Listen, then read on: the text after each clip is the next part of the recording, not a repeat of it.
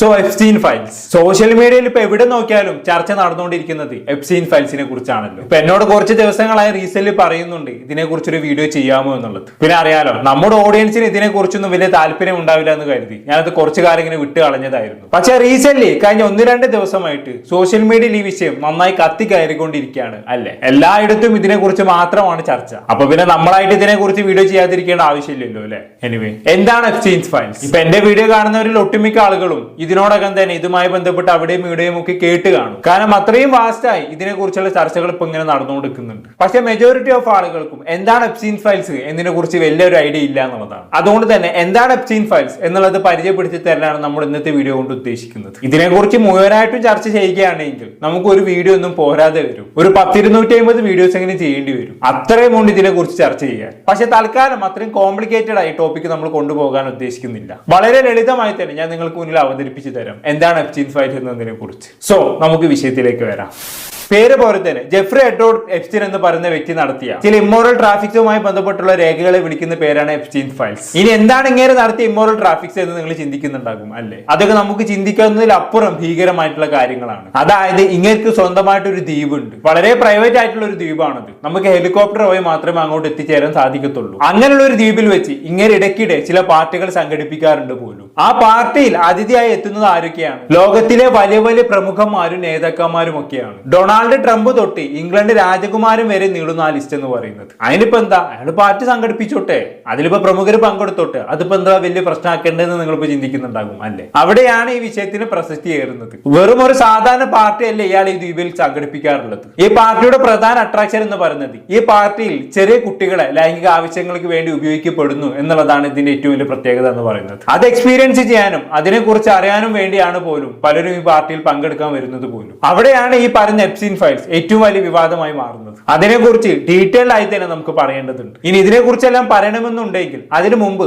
ആരാണ് ഈ Jeffrey Edward Epstein എന്നതിനെ കുറിച്ചും നമ്മൾ പറയേണ്ടതുണ്ട്. ഇയാളുടെ ലൈഫ് സ്റ്റോറിയെ കുറിച്ച് നമ്മൾ പറയേണ്ടതുണ്ട്. നമുക്ക് അവിടെ വെച്ച് തന്നെ തുടങ്ങാം. അമേരിക്കയിലെ ഒരു സാധാരണ കുടുംബത്തിൽ ജനിച്ച ഒരു വ്യക്തിയാണ് ഈ പറയുന്ന എപ്സ്റ്റീൻ. എപ്സ്റ്റീന്റെ അച്ഛനും അമ്മയും ഒക്കെ വളരെ സാധാരണക്കാരായിരുന്നു. വലിയ രീതിയിൽ ഇയാൾക്ക് വിദ്യാഭ്യാസം ഒന്നുമില്ല. കോളേജ് പഠനം പൂർത്തിയാക്കാതെ ഇയാൾ അത് പാതി വയൽ ഉപേക്ഷിക്കുകയാണ്. അങ്ങനെയുള്ള ഇയാളാണ് വലിയ വലിയ നേതാക്കന്മാരെ ഉൾപ്പെടുത്തിക്കൊണ്ടുള്ള പാർട്ടികൾ ഇന്ന് സംഘടിപ്പിക്കുന്ന ലെവലിലേക്ക് വളർന്നത്. വെറും ഒരു സാധാരണക്കാരനായിട്ടുള്ള കോളേജ് പഠനം പോലും പൂർത്തിയാക്കാത്ത ഒരു വ്യക്തിക്ക് എങ്ങനെയാണ് ഇങ്ങനെയൊക്കെ സാധിച്ചത് അല്ലെ. നമുക്കൊന്ന് പരിശോധിച്ചു നോക്കാം. എനിവേ, ഞാൻ നേരത്തെ പറഞ്ഞ പോലെ തന്നെ ഒരു ബേസിക് എഡ്യൂക്കേഷൻ പോലും ഇല്ലാത്ത ഇയാൾക്ക് ആദ്യമായി ജോലി ലഭിക്കുന്നത് എവിടെയാണെന്ന് അറിയോ? ന്യൂയോർക്കിലെ പ്രശസ്തമായ ഡാൾട്ടൺ സ്കൂളിലാണ്. അതും ക്ലീനറും സ്വീപ്പർ ആയിട്ടൊന്നല്ല കേട്ടോ ജോലി കിട്ടുന്നത്, അവിടുത്തെ അധ്യാപകനായിട്ടാണ്. അതിസമ്പന്നന്മാരുടെ മക്കൾ മാത്രം പഠിക്കുന്ന സ്കൂളാണത്. അവിടുത്തെ ഫിസിക്സും മാത്സും പഠിപ്പിക്കുന്ന അധ്യാപകനായിട്ടാണ് അദ്ദേഹം എത്തിയത്. നിങ്ങൾ ഇവിടെ മനസ്സിലാക്കേണ്ടത് ഈ സ്കൂളിൽ മാത്സും ഫിസിക്സും പഠിപ്പിക്കാൻ ഇദ്ദേഹത്തിന് യാതൊരുവിധ പ്രൊഫഷണൽ യോഗ്യതയും ഇല്ല എന്നുള്ളതാണ്. പക്ഷെ അങ്ങനെയുള്ള ഒരാൾക്ക് എങ്ങനെ ആ സ്കൂളിൽ മാത്സ് അധ്യാപകനായിട്ടും ഫിസിക്സ് അധ്യാപകനായിട്ടും ജോലി കിട്ടി? അത് ഇന്നും ഉത്തരം കിട്ടാത്ത ചോദ്യമായിട്ട് അവശേഷിക്കുകയാണ്. എന്നിരുന്നാലും ഇയാൾ അങ്ങനെ സ്കൂളിൽ കുറച്ചു കാലം ജോലിക്ക് ചെയ്തു. അങ്ങനെ അതിനുശേഷം ആ സ്കൂളിലെ ജോലി രാജിവെക്കുന്നു. പലരും ആ സ്കൂളിലെ ചില കുട്ടികളോട് അയാൾ മോശമായി പെരുമാറിയത് കാരണം സ്കൂളിൽ നിന്നും പുറത്താക്കിയതാണെന്നും പറയുന്നുണ്ട്.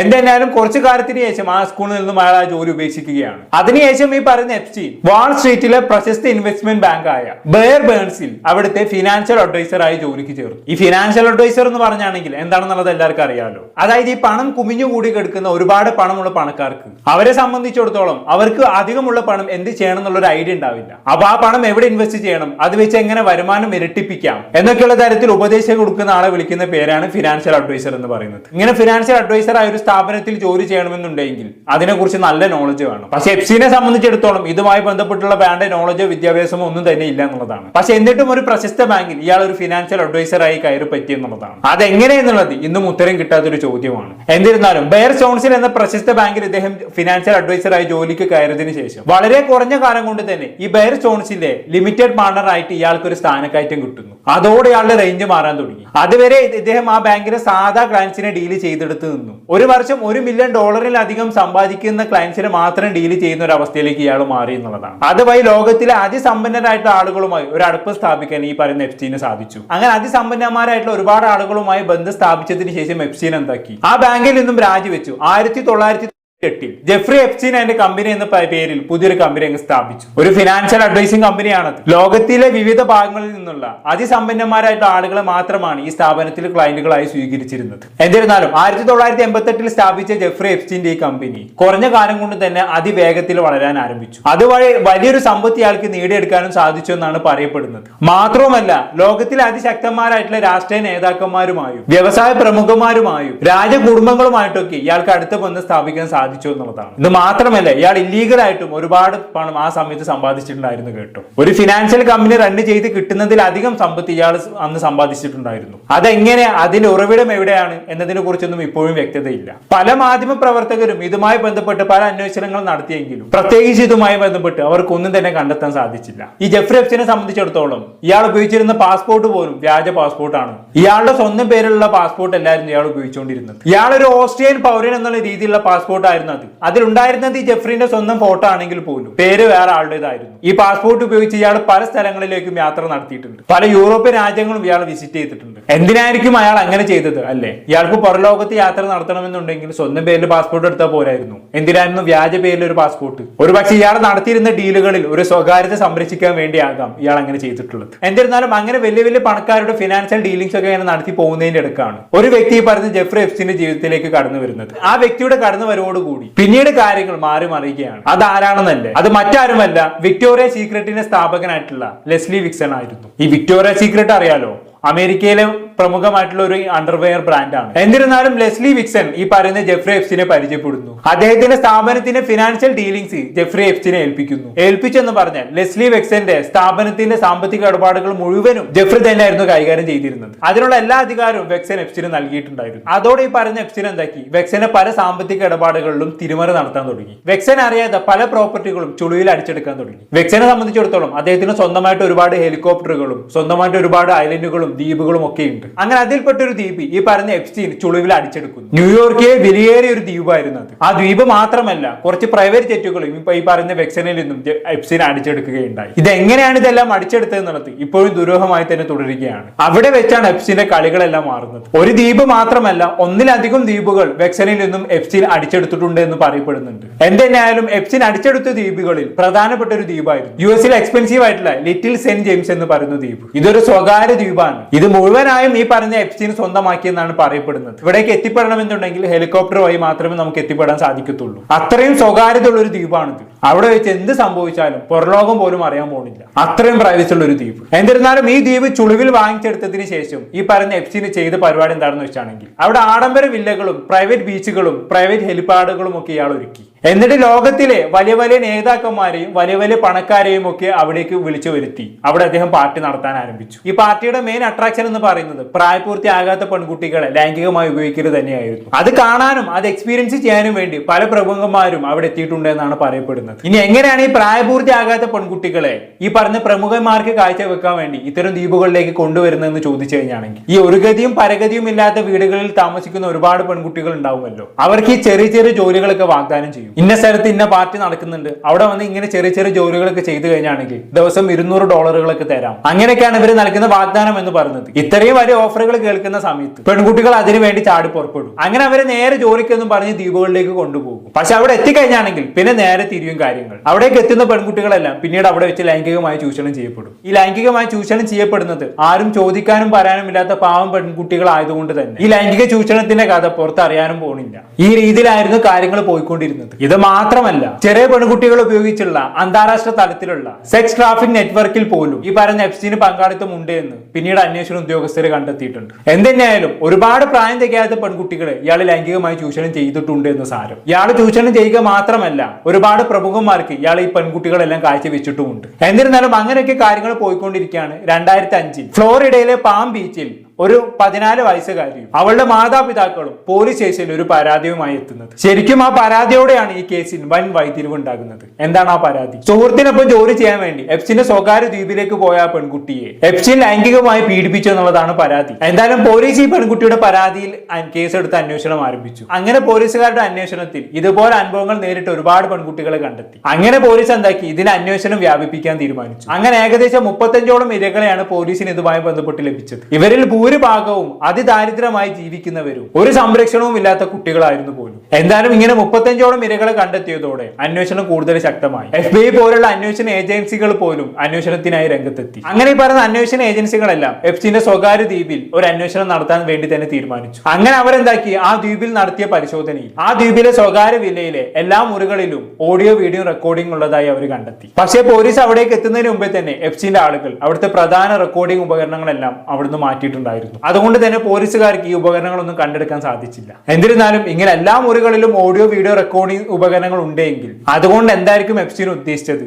എപ്സ്റ്റീന്റേത് പൂർണ്ണമായും ഒരു സ്വകാര്യ ദ്വീപാണല്ലോ, സ്വകാര്യതയ്ക്ക് വേണ്ടിയാണല്ലോ അവിടേക്ക് പല പ്രമുഖന്മാരും എത്തിപ്പെടുന്നത്. അപ്പൊ അങ്ങനെ എത്തിപ്പെടുന്ന സ്ഥലത്ത് ഈ പറയുന്ന വീഡിയോ റെക്കോർഡിംഗ് ഓഡിയോ റെക്കോർഡിംഗ് ഒക്കെ സ്ഥാപിക്കാന്ന് പറഞ്ഞു കഴിഞ്ഞാണെങ്കിൽ അതിന് പിന്നിലുള്ള ഉദ്ദേശം എന്തായിരിക്കും? സിമ്പിൾ ആണ്. അവിടെ എത്തിപ്പെടുന്ന പ്രമുഖന്മാരിൽ പലരും തീർച്ചയായും ചെറിയ കുട്ടികളെ അടക്കം യൂസ് ചെയ്യുന്നുണ്ടാകും. മാത്രവുമല്ല പല ഇല്ലീഗൽ ആക്ടിവിറ്റികളും അവിടെ വെച്ച് അവർ ചെയ്യുന്നുണ്ടാകും. ഞാൻ അറിഞ്ഞിടത്തോളം പല പ്രമുഖന്മാരും പല അവിഹിത ബന്ധങ്ങൾ പോലും അവിടെ വെച്ച് സ്ഥാപിച്ചിട്ടുണ്ട് എന്നാണ് പറയപ്പെടുന്നത്. അവർക്ക് സ്വന്തമായിട്ടൊരു കുടുംബം നാട്ടിലുണ്ടാകും. പക്ഷെ അതുകൂടാതെ അവർക്ക് രഹസ്യമായിട്ട് ചില കാമുകിമാരും ഉണ്ടാകും. ആ കാമുകിമാരുമായിട്ടൊന്ന് ഒത്തുകൂടാനും ഒന്ന് ഉല്ലസിക്കാനും ഇവർ തിരഞ്ഞെടുക്കുന്നത് ഈ പറയുന്ന എപ്സ്റ്റീന്റെ ദ്വീപായിരിക്കും. കാരണം പ്രൈവസി ആണല്ലോ ഈ ദ്വീപിന്റെ മെയിൻ അട്രാക്ഷൻ എന്ന് പറയുന്നത്. അപ്പൊ അതിനുവേണ്ടി പല പ്രമുഖന്മാരും ഈ ദ്വീപ് തിരഞ്ഞെടുക്കും. ഇതൊക്കെ പുറലോകം അറിഞ്ഞു കഴിഞ്ഞാൽ അവസ്ഥ എന്തായിരിക്കും എന്നുള്ളത് ഞാൻ ആർക്കും പ്രത്യേകിച്ച് പറയേണ്ട ആവശ്യമില്ലല്ലോ. അപ്പൊ സ്വാഭാവികമായിട്ടും അതൊക്കെ റെക്കോർഡ് ചെയ്തുകൊണ്ട് പിന്നീട് ഇത് പുറത്തു വിടുമെന്ന് പറഞ്ഞ് ഈ പ്രമുഖന്മാരെല്ലാം ഭീഷണിപ്പെടുത്തി കഴിഞ്ഞാണെങ്കിൽ ഒരുപാട് പണം തട്ടാലോ. അപ്പൊ അതിനും കൂടി വേണ്ടിയിട്ടാണ് ഈ പറയുന്ന ഓഡിയോ വീഡിയോ റെക്കോർഡിംഗ് എല്ലാം ആരും അറിയാതെ പല സ്ഥലങ്ങളിലും ഇയാൾ സ്ഥാപിച്ചിരിക്കുന്നത്. ഭയങ്കര ക്ലവർ മൈൻഡ് തന്നെ അല്ലേ? എന്നിരുന്നാലും ഒരുപാട് പെൺകുട്ടികൾ ഈ പറയുന്ന എപ്സ്റ്റീനെതിരെ രംഗത്ത് വന്നു. അങ്ങനെ 2008 ഈ പറയുന്ന പോലീസ് എപ്സ്റ്റീനെ അറസ്റ്റ് ചെയ്യുന്നു. ഒരുപാട് ഗുരുതര ആരോപണങ്ങൾ ചുമത്തിയാണ് അറസ്റ്റ് ചെയ്യുന്നത്.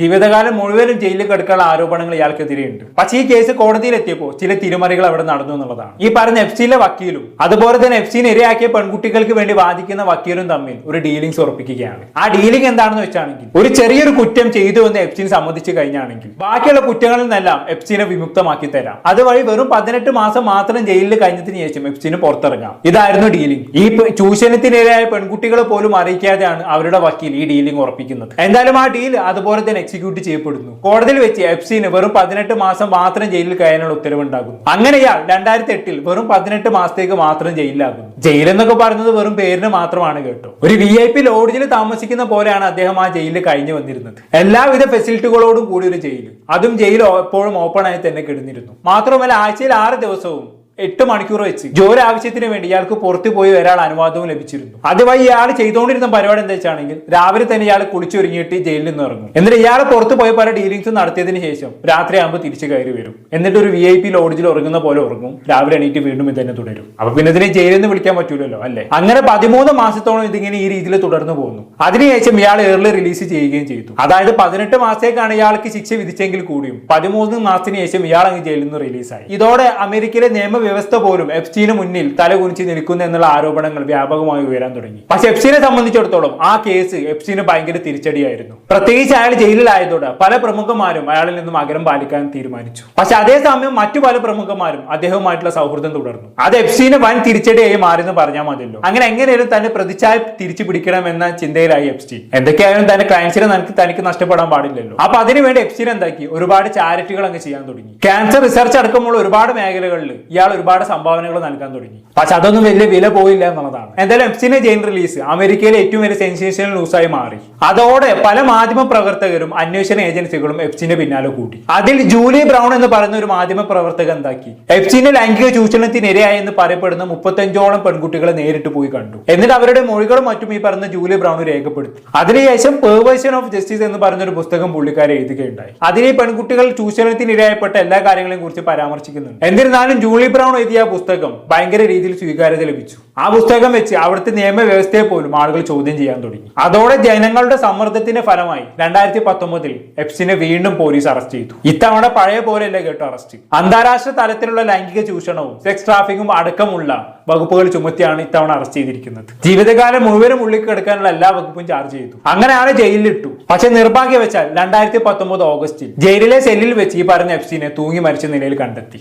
ആത്മഹത്യ ചെയ്യപ്പെട്ടു എന്നാണ് പറയപ്പെടുന്നത്. പക്ഷെ ഇവിടെ ഏറ്റവും വലിയ ദുരൂഹത എന്താണെന്ന് വെച്ചാണെങ്കിൽ എപ്സ്റ്റീൻ ആത്മഹത്യ ചെയ്യുന്ന സമയത്ത് എപ്സ്റ്റീന്റെ സെല്ലിലെ CCTV ക്യാമറ ഓഫ് ആയിരുന്നു. അതുപോലെ തന്നെ ആ സമയത്ത് സെക്യൂരിറ്റി ഉദ്യോഗസ്ഥരും ഉറക്കമായിരുന്നു എന്നാണ് പറയപ്പെടുന്നത്. പക്ഷെ ഇതെല്ലാം കൂടി കൂട്ടി വായിച്ച് നോക്കുന്ന സമയത്ത് ഇവിടെ എപ്സ്റ്റീൻ ആരോ കൊന്നതാണോ എന്ന് നമ്മൾ സംശയിക്കേണ്ടിയിരിക്കുന്നു. കാരണം പല പ്രമുഖന്മാരുടെയും പല സ്വകാര്യ ഡാറ്റകളും ഈ എപ്സ്റ്റീന്റെ കൈവശം ഉണ്ടല്ലോ. അവ എപ്സ്റ്റീൻ പിടിക്കപ്പെട്ടു എന്ന് അറിഞ്ഞതോടെ അതിൽപ്പെട്ട ഏതെങ്കിലും പ്രമുഖം കൊടുത്ത പണി ആവാനും സാധ്യതയുണ്ടല്ലോ. എന്തായാലും എപ്സ്റ്റീന്റെ മരണശേഷം എപ്സ്റ്റീൻ നടത്തിയ ഇമ്മോറൽ ട്രാഫിക് ലോകം മൊത്തം ചർച്ചാ വിഷയമായി മാറി. അതുമായി ബന്ധപ്പെട്ടുള്ള രേഖകളെ വിളിക്കുന്ന പേരാണ് എപ്സ്റ്റീൻ ഫയൽസ് എന്നുള്ളത്. ഇതുമായി ബന്ധപ്പെട്ട് അന്വേഷണം നടത്തിയ അന്വേഷണ ഉദ്യോഗസ്ഥർ 3 മില്യൺ പേജ് അടങ്ങുന്ന അന്വേഷണ ഫയലാണ് പുറത്തുവിട്ടിരിക്കുന്നത്. അതിൽ കൊച്ചു കുട്ടികളുടേത് അടക്കമുള്ള 2000-ഓളം വീഡിയോകളും 2 ലക്ഷത്തിനടുത്തോളം ഫോട്ടോകളും ഒക്കെ ഉണ്ട്. പ്രധാനമായും എപ്സ്റ്റീൻ ഫയൽസിൽ ഉണ്ടായിരുന്നത് എപ്സ്റ്റീൻ പല പ്രമുഖന്മാർക്കും അയച്ച ഇമെയിലുകൾ, അയാളുടെ ട്രാൻസ്ക്രിപ്റ്റുകൾ, ഫോട്ടോകൾ, വീഡിയോകൾ, ലോഗുകൾ, സാക്ഷിമൊഴികൾ ഇതെല്ലാം ഈ പറഞ്ഞ എപ്സ്റ്റീൻ ഫയൽസിൽ ഉൾപ്പെട്ടിട്ടുണ്ടായിരുന്നു. ഈ രേഖകളെല്ലാം പൊതുവെ വിളിക്കുന്ന പേരാണ് എപ്സ്റ്റീൻ ഫയൽസ് എന്നുള്ളത്. അതെല്ലാവർക്കും മനസ്സിലായി കാണുമല്ലോ. എന്തായാലും ഈ രേഖകളെല്ലാം വെച്ച്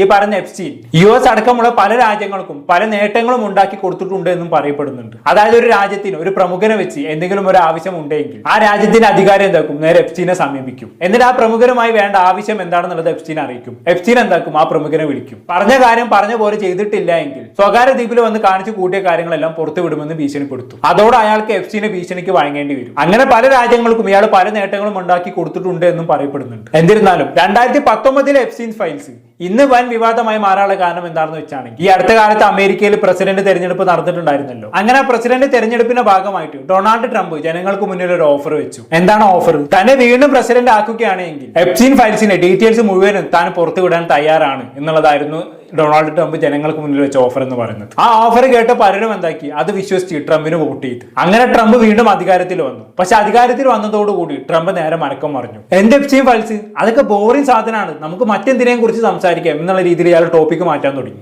അതോടെ ഡൊണാൾഡ് ട്രംപിനെതിരെ പൊതുജന രംഗത്തിറങ്ങാൻ തുടങ്ങി. അങ്ങനെ ഈ പ്രശ്നം അമേരിക്കയിലെ കോടതിയിലെത്തി. കോടതിയിൽ ഇതുമായി ബന്ധപ്പെട്ട് വോട്ടെടുപ്പ് വരെ നടന്നു എന്നാണ് പറയപ്പെടുന്നത്. അങ്ങനെ പൊതുജന താല്പര്യപ്രകാരം അമേരിക്കൻ കോടതി എപ്സ്റ്റീൻ ഫയൽസിന്റെ വലിയൊരു ഭാഗം ജനങ്ങൾക്ക് മുന്നിൽ തുറന്നു കൊടുക്കുകയാണ്. ഏകദേശം 3 മില്യൺ പേജുകളോളം വരും അത്. പക്ഷെ അങ്ങനെ തുറന്നു കൊടുത്തെങ്കിൽ കൂടും അതിലെ പല രേഖകളും ഈ പറഞ്ഞ അമേരിക്കൻ കോടതി എന്താക്കി, ബ്ലർ ചെയ്തു. വിക്ടിംസിന്റെ സ്വകാര്യത സംരക്ഷിക്കാൻ വേണ്ടിയായിരുന്നു അതെന്നാണ് പറയപ്പെടുന്നത്. മാത്രമല്ല ഈ പറഞ്ഞ എപ്സ്റ്റീൻ ഫയൽസിൽ ഡൊണാൾഡ് ട്രംപിന്റെ പേരൊക്കെ പരാമർശിക്കപ്പെട്ടിട്ടുണ്ടായിരുന്നു. ആ ഭാഗങ്ങളെല്ലാം കോടതി മായ്ച്ചു കളയുകയും ചെയ്തു. അവരുടെ രാജ്യത്തിന്റെ സേഫ്റ്റിക്ക് വേണ്ടിയാകാം അവരെങ്ങനെ ചെയ്തത്. കാരണം എപ്സ്റ്റീൻ ഫയൽസിൽ അവരുടെ രാജ്യത്തിന്റെ പ്രസിഡന്റിന്റെ പേര് വരിക എന്ന് പറഞ്ഞാൽ അതൊരു നാണക്കേടാണല്ലോ. അതുകൊണ്ടാകാം അവരെങ്ങനെ ചെയ്തത്. എന്നിരുന്നാലും എപ്സ്റ്റീൻ ഫയൽസിന്റെ രേഖകൾ പുറത്തു വന്നതോടെ പൊതുജനം ഞെട്ടി എന്ന് പറഞ്ഞാൽ മതിയല്ലോ. പല പ്രമുഖന്മാരുടെയും പേരുകൾ ഈ പറഞ്ഞ എപ്സ്റ്റീൻ ഫയൽസിൽ പരാമർശിക്കപ്പെടുകയുണ്ടായി. പ്രധാനമായി Bill Gates, Elon Musk, Bill Clinton, Richard Branson, Prince Andrews എന്നിങ്ങനെ ഒരുപാട് ആളുകളുടെ പേരുകൾ ഈ പറഞ്ഞ എപ്സ്റ്റീൻ ഫയൽസിൽ പരാമർശിക്കപ്പെടുകയുണ്ടായി. ഇതോടെ ഇവരുടെ എല്ലാം പബ്ലിക് ഇമേജിന് വൻ രീതിയിൽ കോട്ടം തട്ടാൻ തുടങ്ങിയെന്ന് പറഞ്ഞാൽ മതിയല്ലോ. ഈ ഇലോൺ മസ്കിനെ കുറിച്ച് പറയുകയാണെങ്കിൽ മുട്ടൻ കോമഡിയാണ്. ഈ പറഞ്ഞ ഇലോൺ മസ്ക്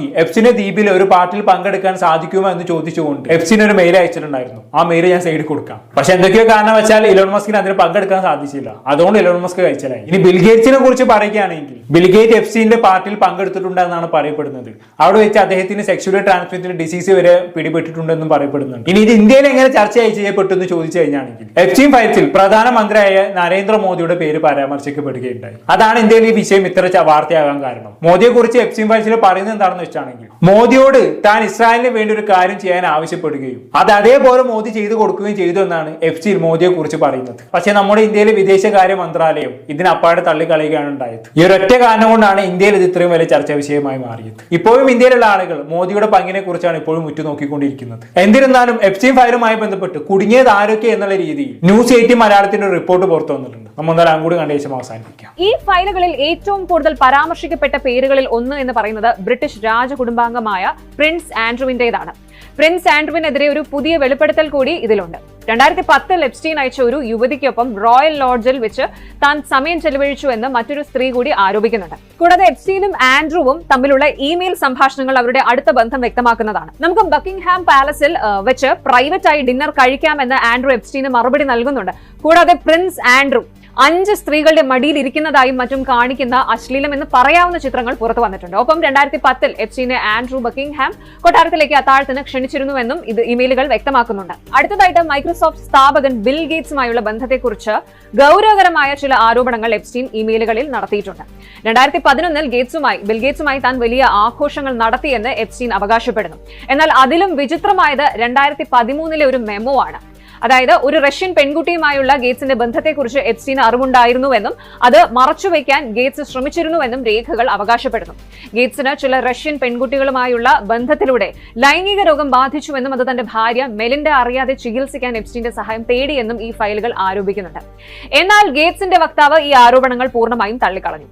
ഇനി ടെസ്ല സിഇഒ ഇലോൺ മസ്കിനെ പറ്റിയും ഈ ഫയലുകളിൽ പരാമർശിക്കപ്പെട്ടിട്ടുണ്ട്. 2013 എപ്സ്റ്റീന്റെ സ്വകാര്യ ദ്വീപ് സന്ദർശിക്കാനുള്ള താല്പര്യം മസ്ക് അറിയിച്ചതായി ഇമെയിലുകൾ സൂചിപ്പിക്കുന്നു.